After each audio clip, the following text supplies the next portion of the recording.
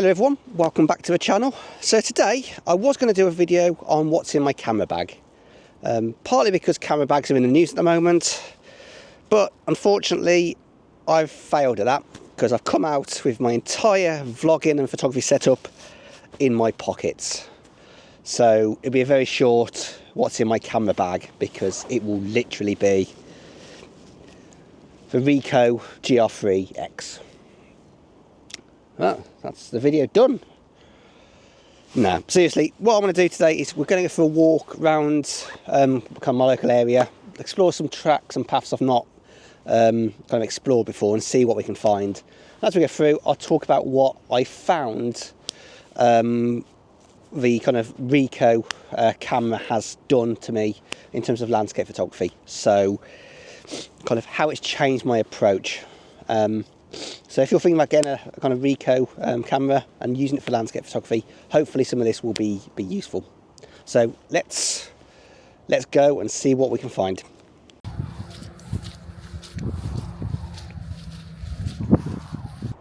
One aspect of kind of landscape photography has changed for me a little bit with the Ricoh is because it's a fixed length 40mm. I've started taking more intricate scenes like this one. So I'm focusing more on objects which are generally a bit closer to me and being less lazy about pulling things in with a zoom. So I'm having to think about composition a little bit more in some ways, and I'm having to move around a lot more. So I'm having to kind of think about, if I want to choose a composition, I essentially have to move, which when you're walking around this is not as much fun, but it is forcing me to think about the composition, and it's forcing me to, I suppose it's influencing me to change some of the style of my photography. And I'm also like to fall over in the mud in a minute, so I'll stop recording. Will I? So yeah, it's really about changing the type of scene I shoot, and for some reason I'm really into like little bushes like this and fences. I don't know why, and I'm admitting it here because if I admit it to anyone I know in real life, they're probably tell me to get out more, which is ironic because I'm out more. So yeah.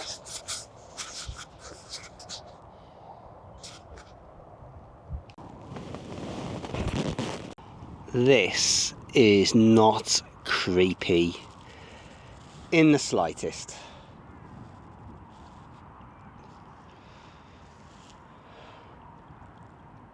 I'm in danger.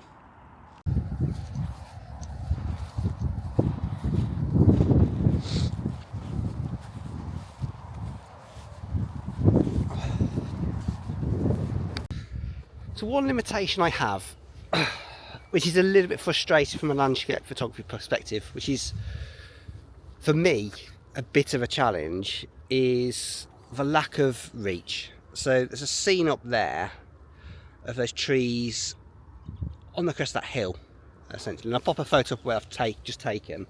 We might do a crop of it as well to show what I was trying to get.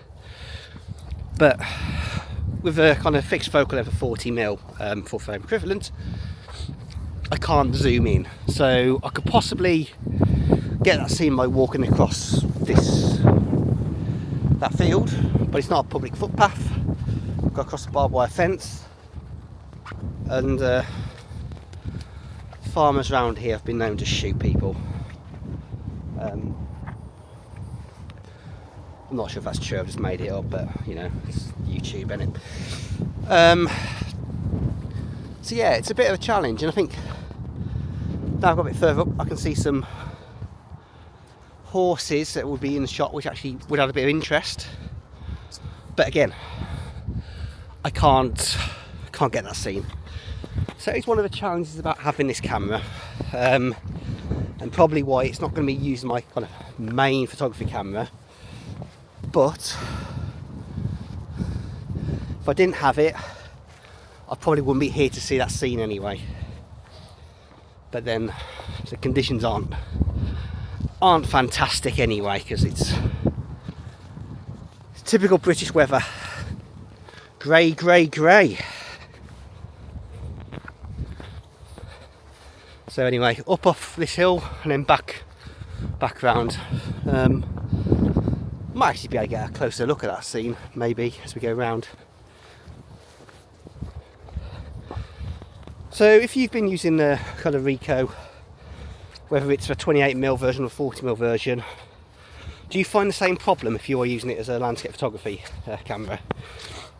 Obviously it's less of an issue for street photographers, but is it something that you find frustrating?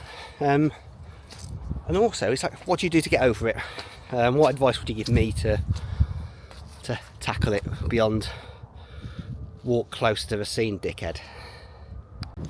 So there is definitely a theme to this video, and it is reach. That fixed focal length does limit the shots I can take. So there are some horses down there. Could be quite a nice scene if I could zoom in, but I can't. And I could go under the fence and get close to them, but it's not really the most appropriate thing to be doing. And potentially, I don't know what the horses are like, could be a little bit dangerous. So yeah, a shot that I don't get. So yeah, common theme is reach. That said, we're starting to get closer to the shot I'd have liked to have got, and I think this is going to be the last opportunity here. So let's see what I can do. So can I get this scene? So again, still probably not quite enough reach. We'll see kind of how it looks when it comes out.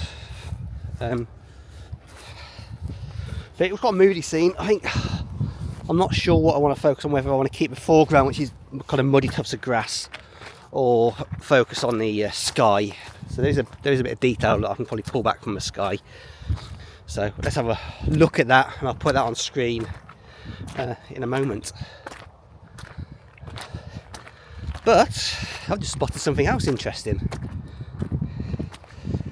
So up there is pampas grass. So we must be getting close to a swinger location by the looks of it.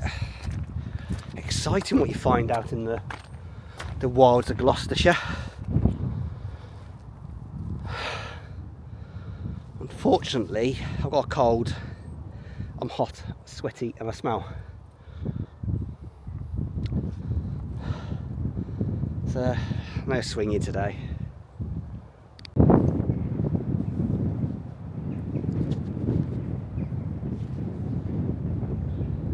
Another aspect that I think limits me a little bit of how I shoot is, again, it's reach. Everything about this camera is great except for reach. But then if it had reach, it wouldn't be pocketable, which is one of the main reasons I bought the camera. So it seems like this, where I do have a tendency to put a kind of long lens on, and if we pan across, we've got the kind of Malvern Hills. So I normally zoom in, maybe do a pan over Malvern Hills. Probably not the best photo today, because it's very grey, but sometimes with decent light it can look quite effective. But we are missing an element of that. I think one aspect of the camera is it isn't weather sealed, which can be limiting as a photographer, a landscape photographer. But for me, I would prefer it to be weather sealed, obviously. But my main camera isn't weather sealed, so I can't necessarily go out in really rough conditions and take photos. I have done, and it is a bit hairy, and you're constantly worried about the camera. But that is probably the main downside to it. It would be great if it was weather sealed, and I think if a long awaited GR4 ever comes out, and it is weather sealed. That's probably going to be game changer for me, because again, one of the reasons I bought the camera was it's pocketable, and I have the ability to go out with it all the time, and I often take it out running, so I put it into a pocket on my kind of running waist belt, and it's there to take photos when I'm out. And that's the thing. Although there's